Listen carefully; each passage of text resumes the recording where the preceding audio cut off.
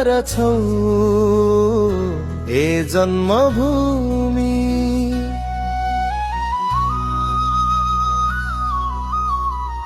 अब म सोध्न चाहन्न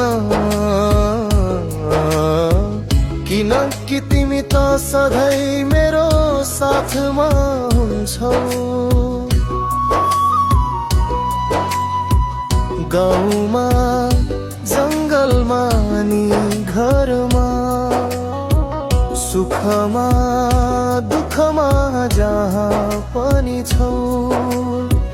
त्यसैले त तिम्रो कोमल नयन छली एक पल कतै हराउन सक्दिन। धेरैलाई छल्न सके जीवनमा, तर ए जन्मभूमि तिमीलाई छल्न सकिन।